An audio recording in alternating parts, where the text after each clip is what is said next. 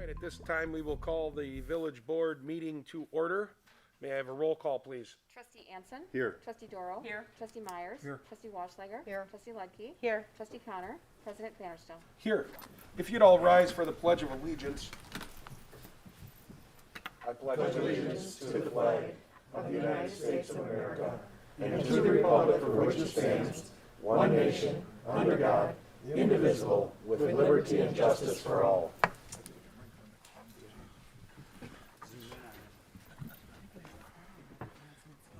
All right, at this time, as is customary with these meetings, we would open the floor for public comments.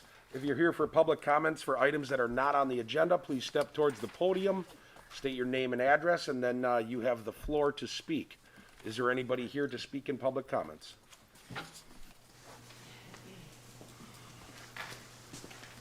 Should I say my name and Name and address. address? Okay. Jacob Zeal, 306 Lawn Street. So my purpose in talking to the board tonight is to make the board aware of a growing concern among many of the residents, to seek guidance on the best way to get answers to some of the questions that I and others have, and to understand how best to make our opinions and ideas known about this in the future. The main concern I have is the amount of trees being removed from along the Bark River. This concern came to a head for me on Saturday as my kids and I were walking through Nixon Park for the first time since the fall. We noticed that 4 of the large, and I believe they're cottonwood trees, on the southwest side of Nixon Pond were cut down, which based on a quick ring count were between 70 and 100 years old. And we also realized that only 2 of the mature trees around the pond are left, where there were over a dozen when we moved here 7 years ago. As we were walking home, we were reminded of how many trees have been removed from along the river in the last few years.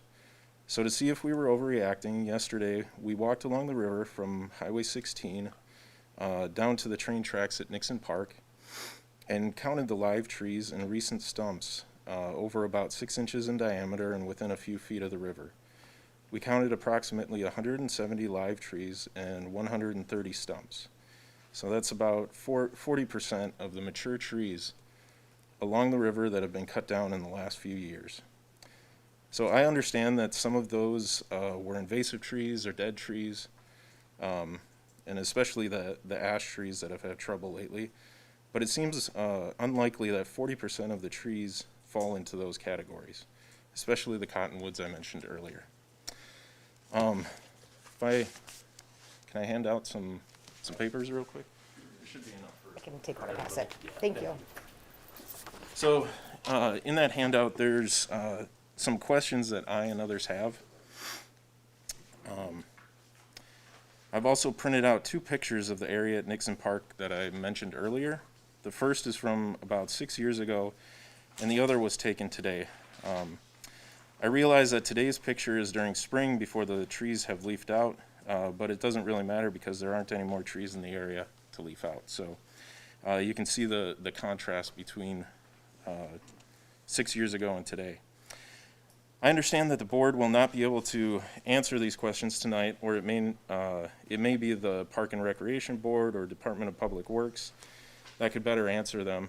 And I will be emailing them after this meeting, but I feel there's a sense of urgency in bringing this up tonight and not waiting for the next Park and Recreation Board meeting to ensure that we don't lose any more community assets that are irreplaceable in our lifetimes. I also wanted to bring this up sooner rather than later because of question number 4 in the list that asks about the area of Nixon Park where the dredged materials have been dumped. It's my hope that this area is planned to be replanted with native plants, as is recommended in several documents on the village's website, part of which I've printed out in the packet as well, and not just reseeded with grass as was done in the wooded area across the river from the Bark River Park, which is another concern and is included in the questions, but I'll leave for another time. I understand that there are valid reasons to remove trees, and things can't stay the same forever, especially where nature is involved, and I appreciate the work that the village does do to keep things clean and tidy. But I would hope that when the parks and walkways are changed in such significant ways as have happened in the past few years, that the public would be notified as to why, that every effort would be made to find an alternative to removal, and if removal is absolutely necessary, that the tree would be replaced with a native species that will provide the most benefit to people and wildlife. I'm saddened that the experience that I had with my children over the past few years in the area between Nixon Pond and the Bark River will not be available for my children to experience with theirs, even if we planted trees today. But I am optimistic and even excited that if we use this as a wake-up call, as it has been for me, that we can make our children and grandchildren's experiences even better with healthier, more diverse, and more beautiful parks. I look forward to discussing this further with the appropriate boards and committees, as well as hopefully having a chance to get my hands dirty in the near future. So to end, I guess my main question would be if you could confirm that the Park and Recreation Board and the Department of Public Works are the correct groups to contact on this issue, and thank you for your time. To answer your thank you. To answer your questions, there's not only Park and Recreation, DPW, you can contact the village administrator, which will get you in certain directions. You can contact people on the village board. There also is a committee that we have that's called the ECOS Committee. Now, in this case, this falls within the guidelines of the parks, but we have ECOS, which is Environmental Corridor and Open Spaces. And what that does is it actually helps in preserving and taking care of and beautifying areas that don't fall under parks, but where we're trying to, take care of our natural beauty within the village. Some of the trees that you did speak of, I do know were safety hazards, were hollowed out, were rotted, or we're causing problems in different ways, whether it be, taking out riverbanks that had been constructed so that the beauty of the pond could be there. But one thing, if possible, I know my email is on the village website, but if you could send me an email, it's my understanding that there are people that you can get in contact with. You can get in contact with me, and I'll get you in contact with them. But there are answers to the questions that you've laid out. Some of those may not be what you want to hear as you're talking about the beauty and for children in the future years. But when trees do hit a certain point of rot, from a safety standpoint, it's the appropriate thing to take them out because they will die soon. But I appreciate you speaking, and we would be more than happy, and any of us, to answer any questions you may have, so that not only do we stay on plan, but that you feel that your voice is heard and Hartland stays as beautiful as we can make it. Okay, all right, thank you. Thank you. Thank you. Do we have any other public comments?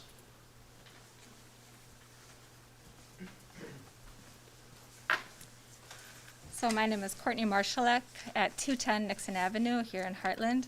And I just wanted to add my voice to Jake's. We moved here 19 years ago, and the area along the river has changed drastically since then. It's now a fairly barren area. We have few old trees, and it's mostly grass, which is basically a monoculture to any mammals or birds or invertebrates that want to make their home here. So we've drastically impacted the wildlife that is along the river. I understand that there is a human aesthetic that people like to see along the river, but we are also really impacting the wildlife. And I also want to share concerns. In 2016, you did a GIS survey of all the trees in Hartland, and each of them is labeled and whether or not it's supposed to be taken down or watched. And looking at that survey, what has happened in terms of the trees being taken down does not go along with what that plan, which cost apparently $15,000 to have that plan done, that plan wasn't followed. So I guess that's disappointing. And lastly, I wanted to share my concerns about the dredging, which made me very sad to see because frogs, turtles, invertebrates were all hibernating during that time, and we took them all out this winter and killed them all. And it's a horrifying thing to see. I would like us to just start thinking more about the other inhabitants of the village besides just the humans. Thank you for your time.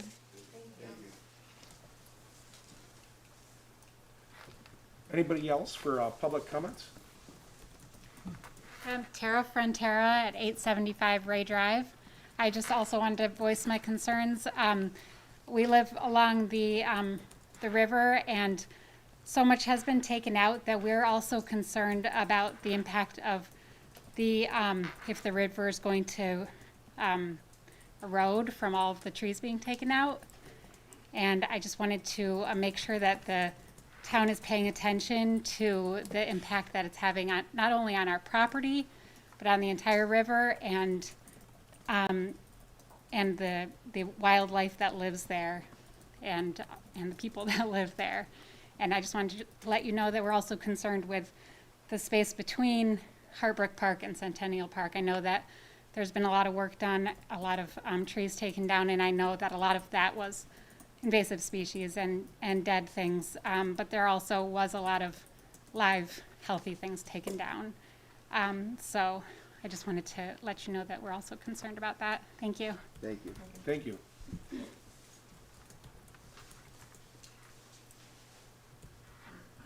Anybody else that would like to speak in public comments? Well, thank you to those of you that spoke. Thank you. And again, the email addresses are on the website. I'd be happy to hear from you, to have a dialogue. If you could shoot an email, that would be great. The first item on our agenda is consideration of a motion to approve the village board minutes from the February 22nd meeting. Second. It's been moved and seconded. Discussion? Did we want to just double check? I totally forgot. No, you're right. We got a motion in a second. I will flip back after that.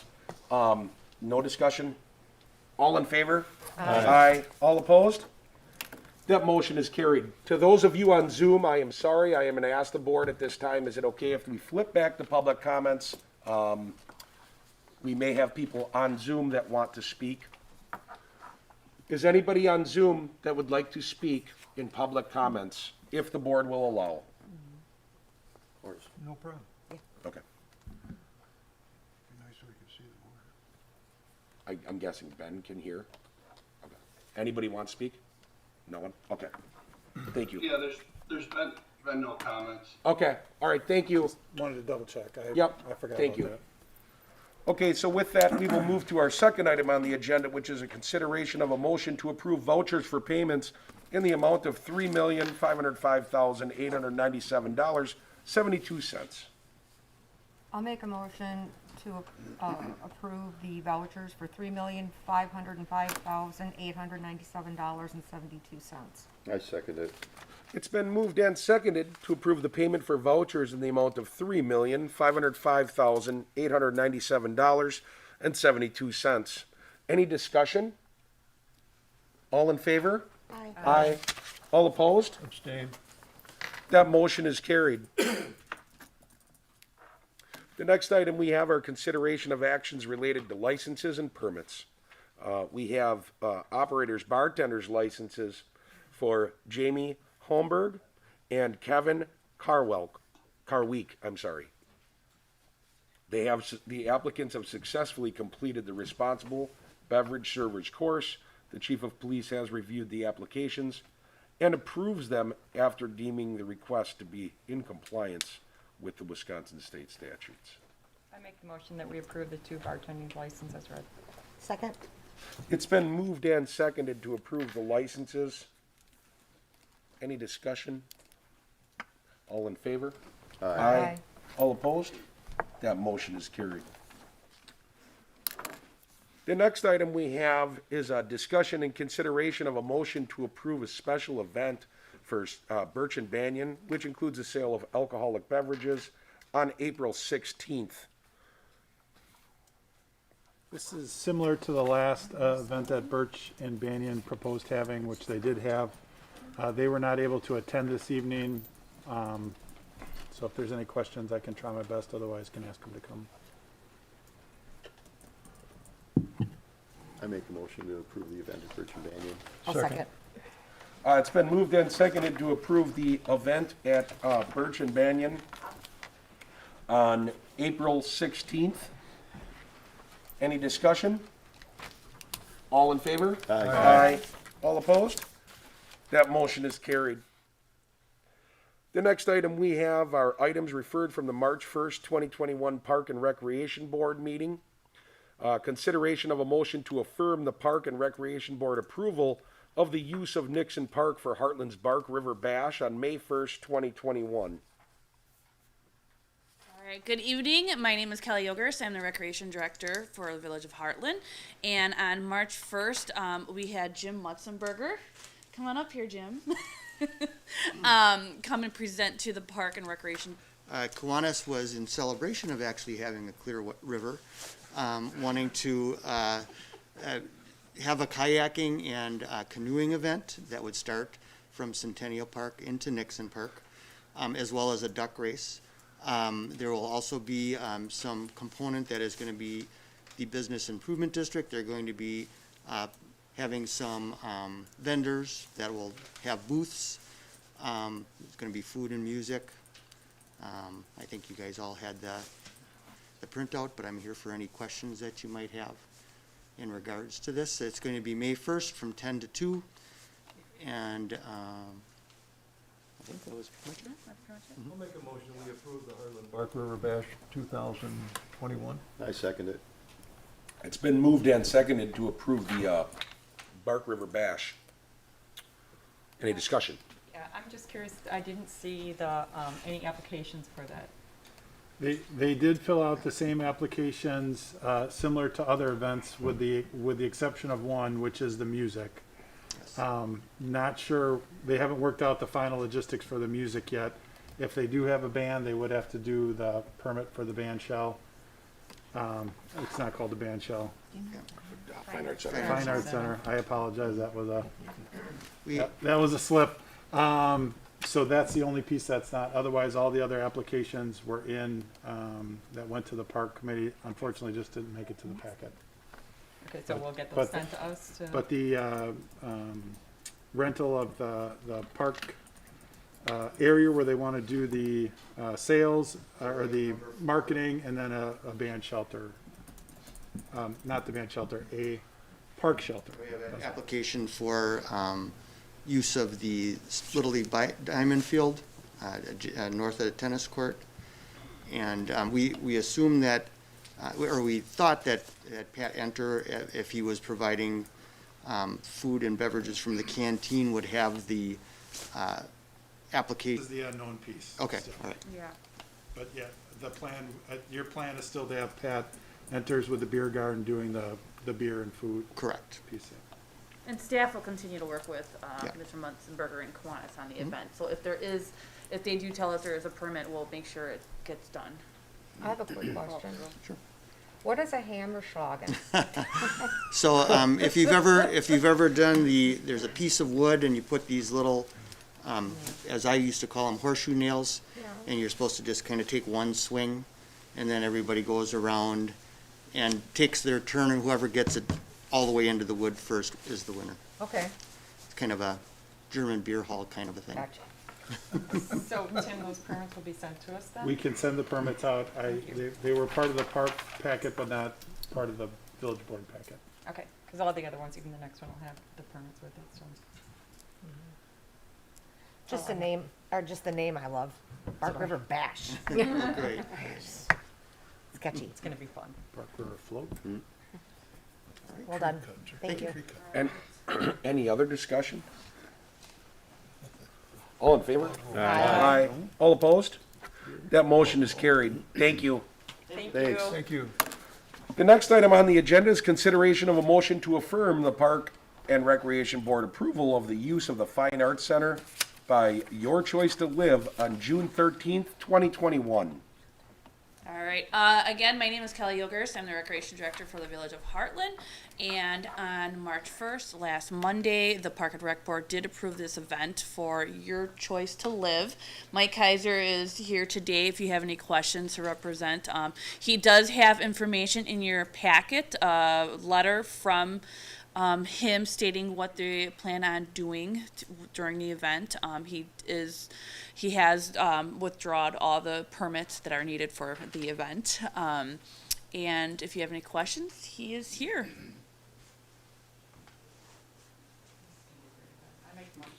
Second. It's been moved and seconded to approve the event for Your Choice to Live on June 13th, 2021. Any discussion? All in favor? Aye. Aye. All opposed? That motion is carried. Thank you. Thank you. The next item on the agenda is discussion and consideration of a motion to approve a mutual aid agreement for the Major Investigations Unit for the Police Department. Chief, would you like to speak on this item? I would.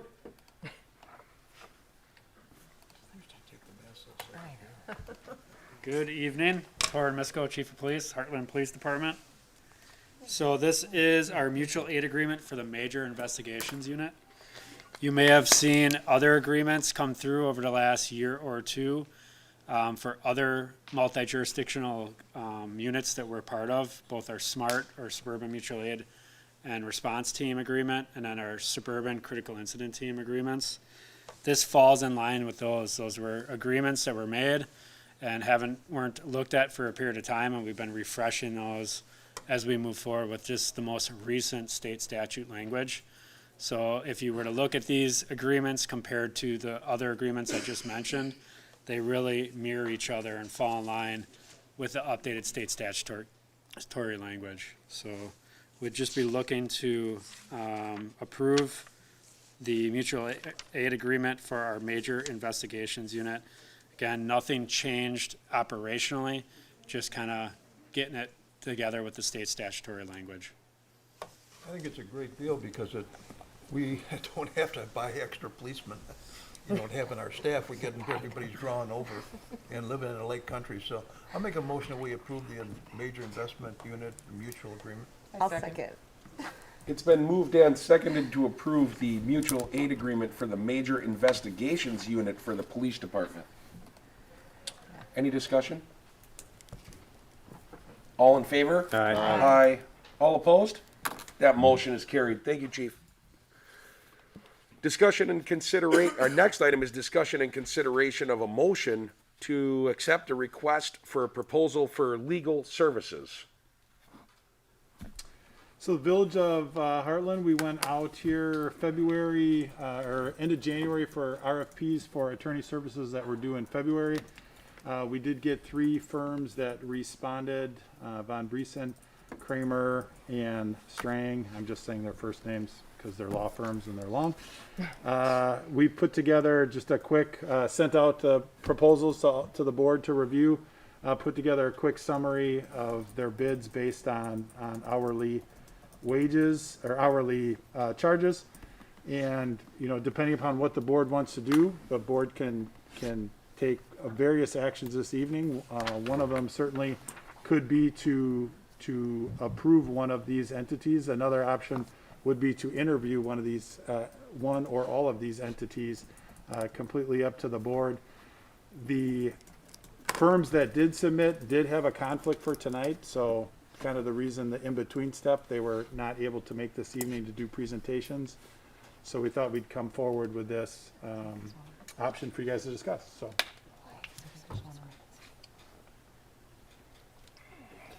I mean, I saw them, but he came down to I'm sorry. 199 just because he wants it. They were like With that? 229 or something. I didn't know if you had something else there.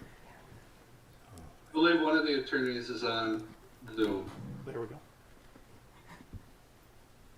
Would they like to speak?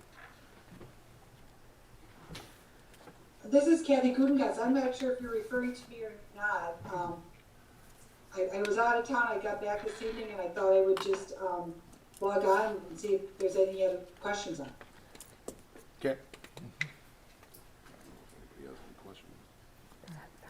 Yes. So I personally don't feel that we have enough information to make any sort of decision this evening. I think we move forward with interviewing the people that we do have so we can get a better understanding. I realize that they came in at all different ranges, but I think that we also have to take into consideration the traveling time that some of the other firms do, and I just think we have to take a lot more under consideration before we make a decision like this. I agree with Donna. Any other, anything else? Any other comments? Yeah, I always have a comment. Hector's done a heck of a job. And Hector's been the only person that I've known done a great job. The problem is that it's not Hector alone anymore. He's in a big group.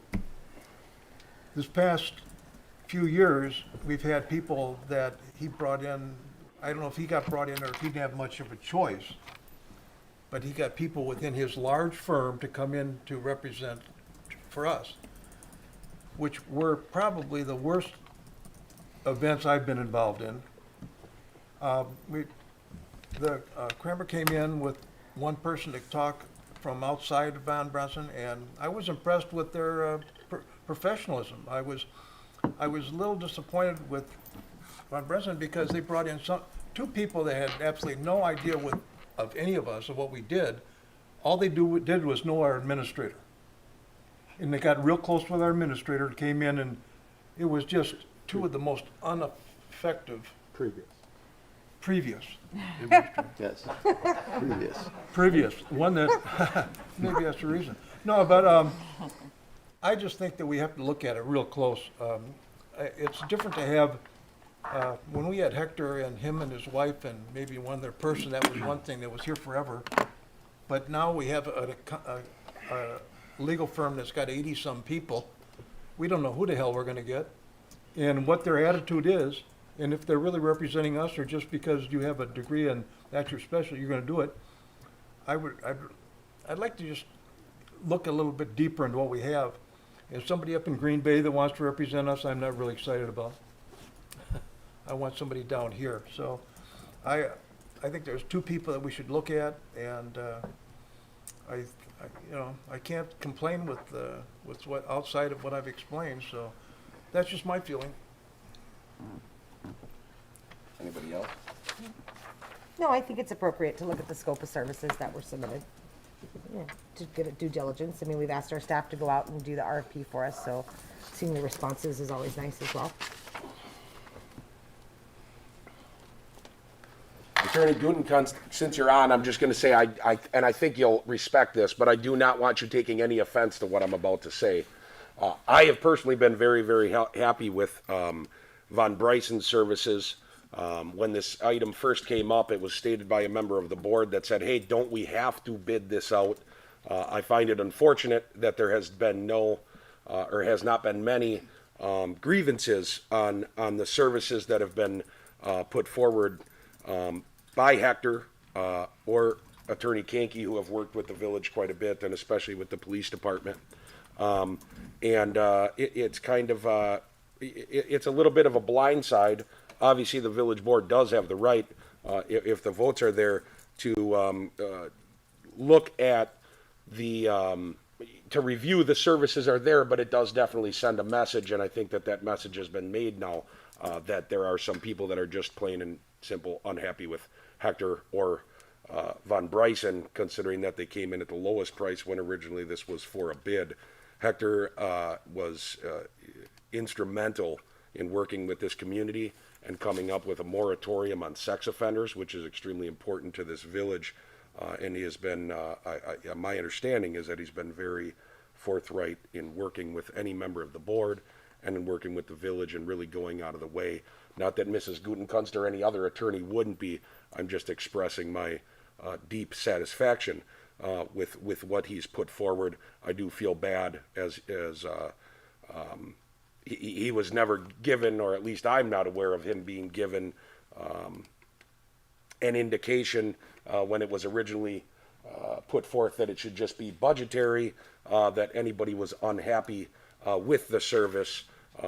regardless of whether it was a lower price or not, but I guess I just want to express my deep satisfaction with what Von Bryson has done. They've been very easy to work with, and I think that there's a deep compassion for the village of Hartland.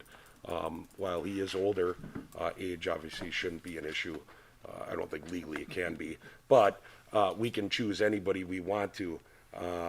And I do feel somewhat a little bit, I feel a little bit for Hector, as I'm not sure that he was aware that members of the board were unhappy with his services, and he never got to really do anything about that. But I would be for staying with Von Bryson, and I just wanted to say that piece, considering how much Hector has stuck himself out for each member of the board, as we've had a whole new board come on free of charge, sitting down and talking with those board members. So I wish the board would have been more forthcoming in saying that they wanted to look due to services as opposed to budget.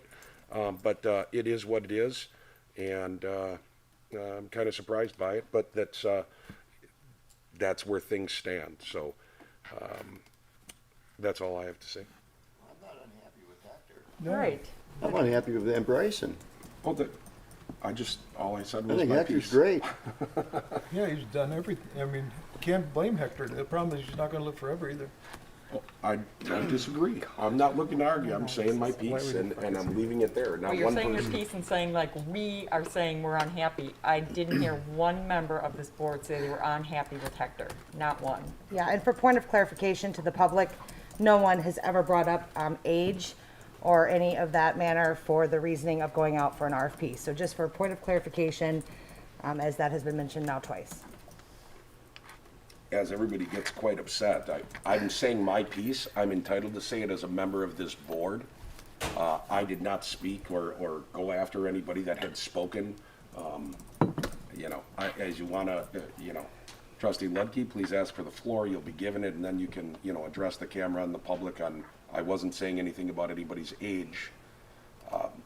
Trustee Myers said he's not going to live forever. That was part of it. I was simply saying that age seems to have something to do with it, but it doesn't.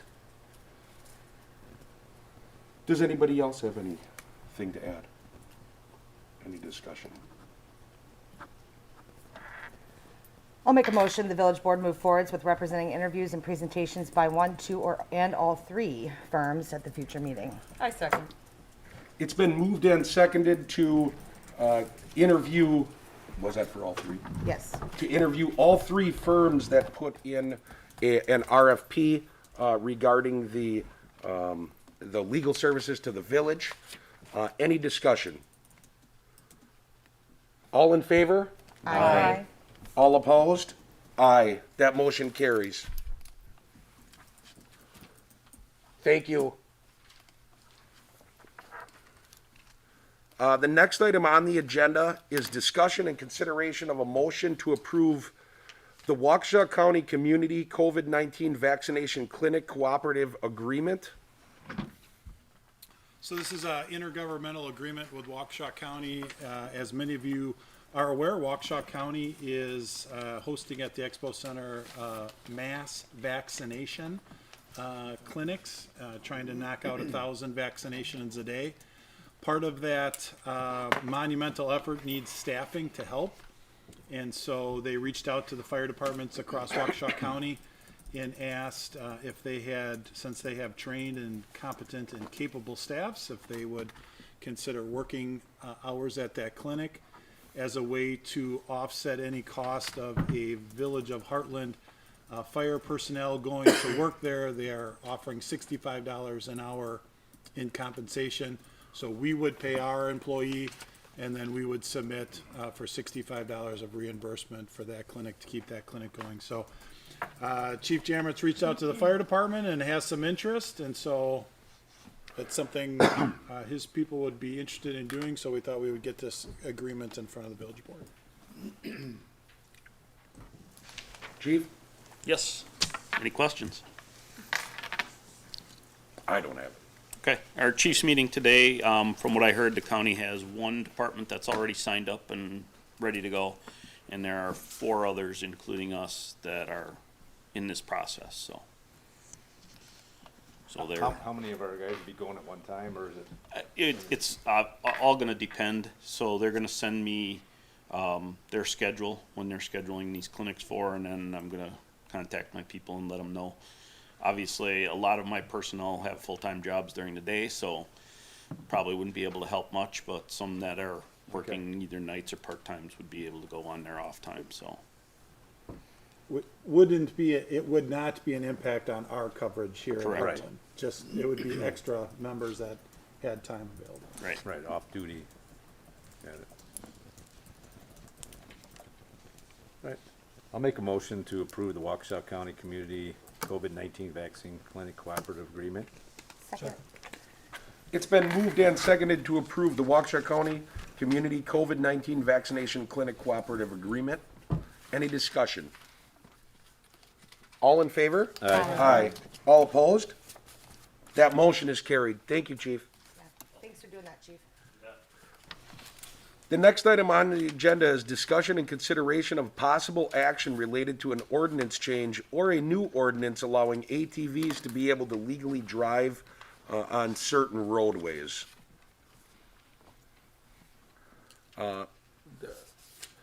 Trustee Myers had asked about this some time ago. I had been asked by a resident some time ago on this. Recently, Trustee Myers asked again. We had sent it over to the attorney to at least briefly review it. I've been in a little bit of discussions with the police chief just to make sure this wasn't just a, we don't want to just put something out there and waste everyone's time in looking at this. But there is some desire by some to possibly allow ATVs to be on the regular roadways, so I thought it was appropriate. Trustee Myers felt it was appropriate and requested that we get it on the agenda to at least, I thought the next step is to discuss it and put it before the board. Basically, this would be an ordinance change if it even went any direction at all, so it would need to have the normal 3 readings. But this is just a first time on the agenda, and this could go any which way but loose. This could go out to staff to say, can you look over this, and do whatever investigating or studying we may want done. We could say we direct staff to come back at the next village board meeting with our new ordinance. We could do whatever the board decides to do, but this is that opening bell, so to speak. Yeah, it was, the state passed a law a couple years ago that says, hey, if the community wants to allow ATVs or UTVs to use their streets, it's up to us to make a decision. And this is a real popular thing. I mean, it's something I think we should have the opportunity, if there's somebody in our village that wants to do it. I mean, I've got an ATV too, that I won't use it, of course, but I read through the work from the attorneys. I was a little disappointed because people, the first thing I could say was, we're not gonna let these little kids ride around. Well, the state law says that you can't, if you're under 12, you can't do it. If you're over 12, then you can do it if you've got a certification, you've passed a test. The ATVs have to be licensed, they have to be registered, they have to, if you get into a UTV, which is a different unit, you have to be over 16 to ride it. They also have to have safety permit. You need a helmet, and then there was a thing that says you have to drive 10 miles an hour if you're within 150 feet of a house. Well, that's Hartland. I mean, I don't want to see that. But if you read that closer, it says that if it's an approved ATV road, that you don't have to be the 150 feet away. And I mean, of course, I'm not the attorney, but I looked at some of these things. I want to make sure that our people know that we're not going to have kids. Probably the older people are going to be the biggest problem. Driving in, if there is like the motorcycles or the little bikes. But I just think this is just something nice that if it's available, that we should not limit our citizens in taking advantage of a law that the state has, since we try to comply with them all. But I'd like to have this written more so with some of the state statutes in there of the rules and regulations, rather than just more of a generic restriction. Okay. I got some questions for Chief. Yeah. That's what I want to hear from.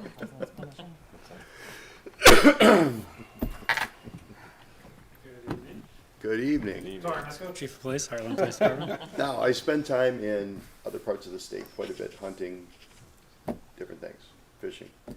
There are ATVs on the roads in many different communities within the state. Most of them are rural communities that are, you know, using this law, and it seems to work out just fine. My question is, what's the impact on the police department and trying to enforce this? Because there are some roads in Hartland that the ATVs do not belong on at all. And I know for a fact that if we were to approve this, that would be abused. Yep, I agree.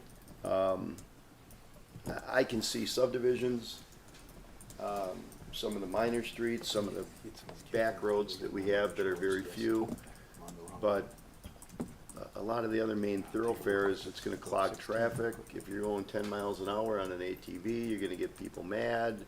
I don't believe that a child over in between 12 and 16, if you're on a roadway with cars, that's kind of scary. They're not old enough, they don't have the maturity to react to dangerous situations or to make good judgment. So I just want to know how you're planning on addressing the situation.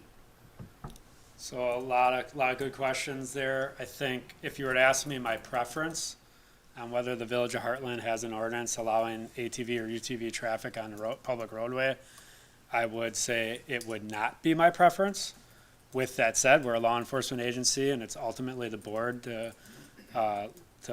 legislate that ordinance into place, and we would be more than happy to appropriately enforce that, as we are a professional law enforcement agency.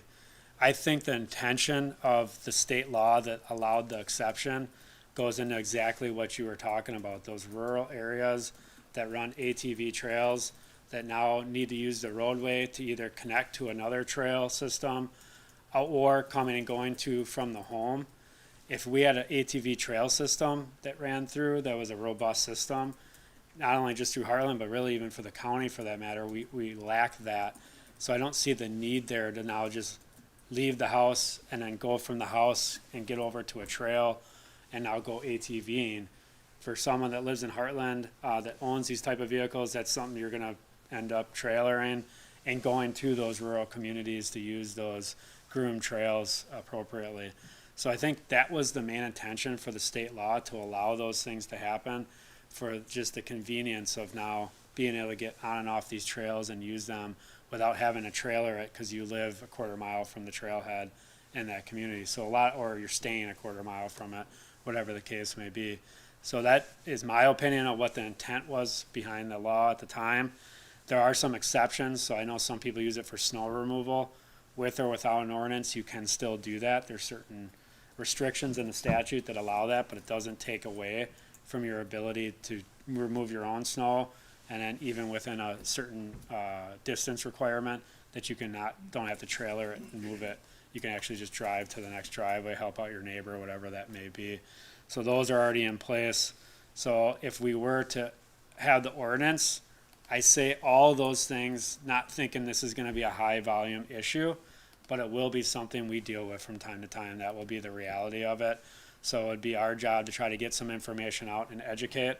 But I think what goes with the ATV use, it starts developing more from just trying to get somewhere, like from a trailhead to the next trailhead, to, hey, I want to make sure it's serviceable.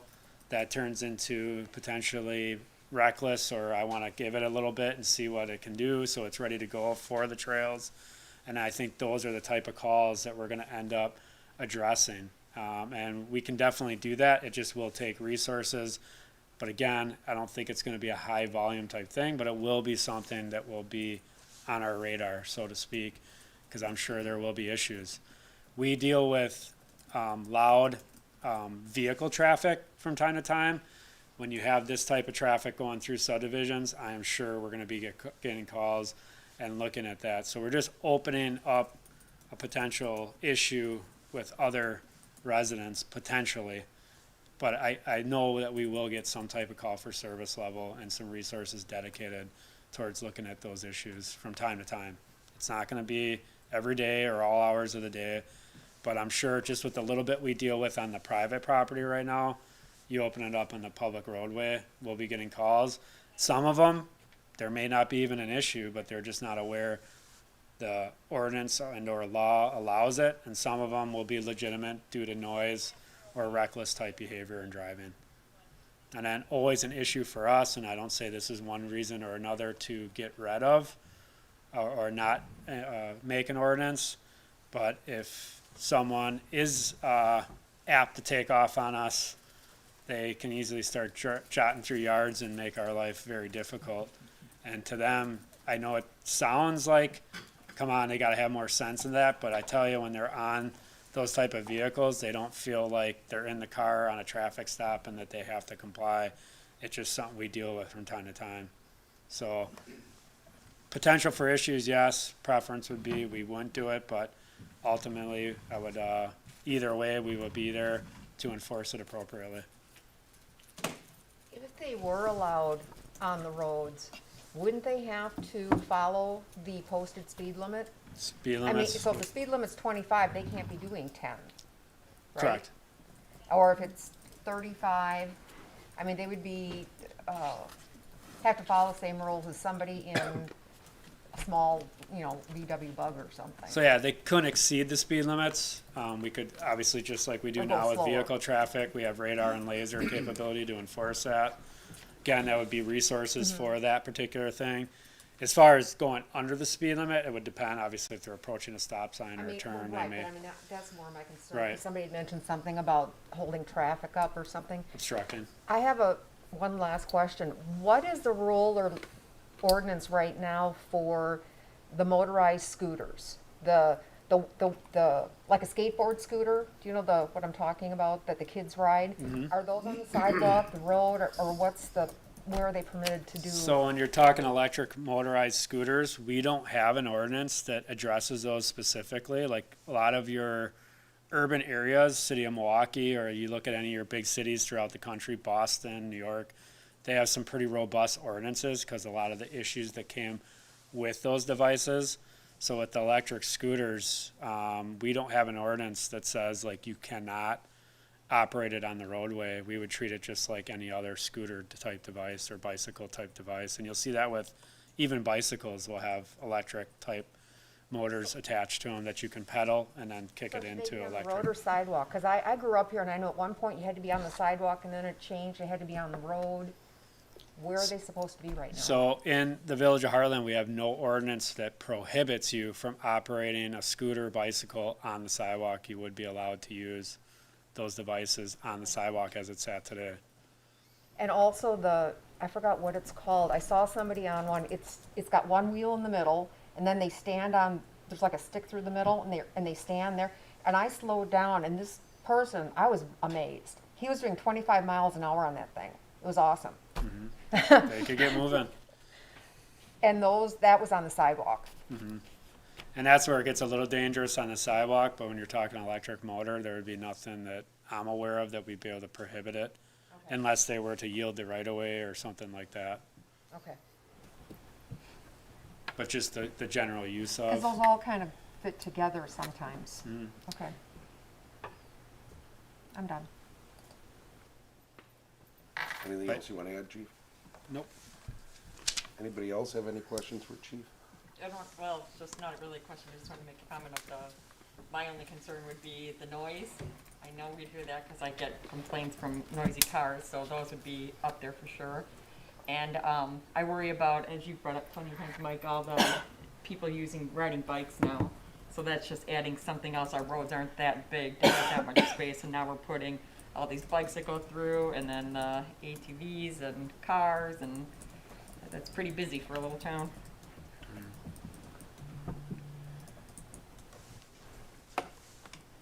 Thanks. Thank you, Thanks, Chief. Chief. Thank you.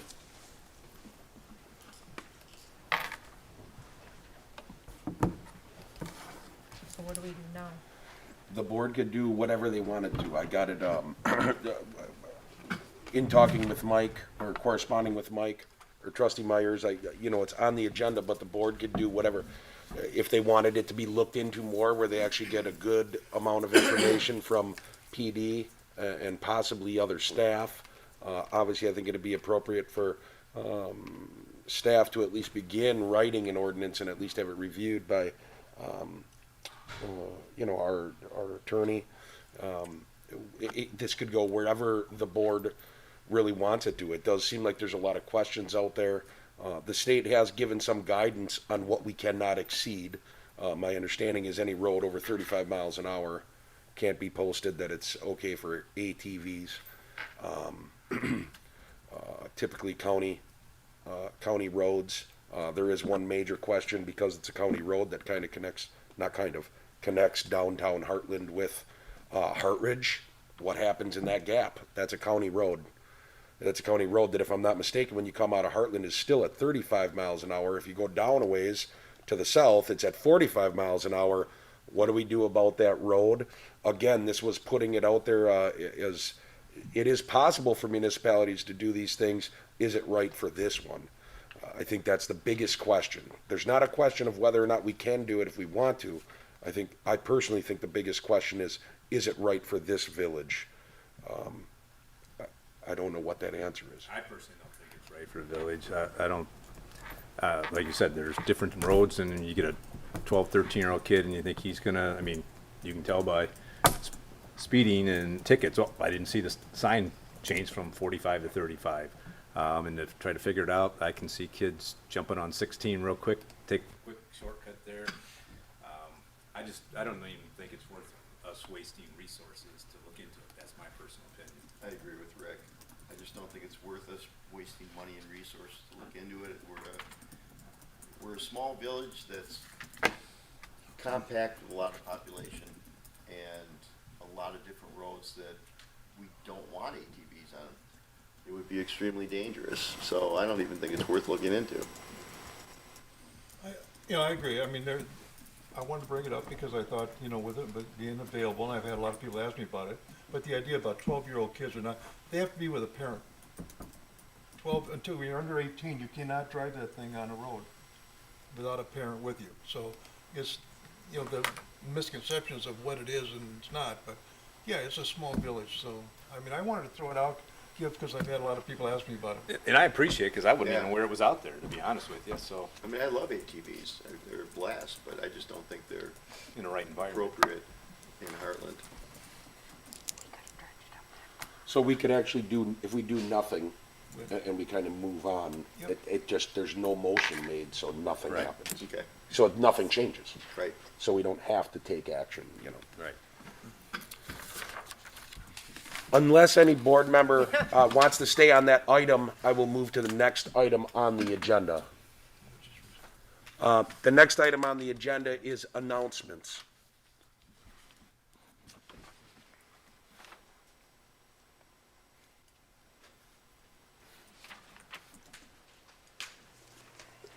Good evening, Tor Misko, Chief of Police, Hartland Police Department. Just had two quick award announcements.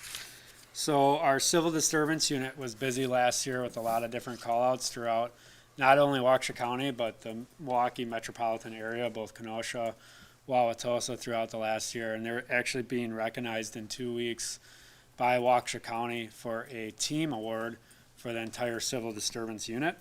And we have obviously members on that unit, so they'll be recognized at that time. And then also we were named to receive the Kudos Award through the Hartland Chamber of Commerce as the police department. And then Captain Stacy Kelsey's also a nominee from last year because they weren't able to hold their award ceremony last year. So a lot of good things coming down here in spring for the Hartland Police Department. Well deserved. Thank you. Thank you. Thank you. Thanks, Chief.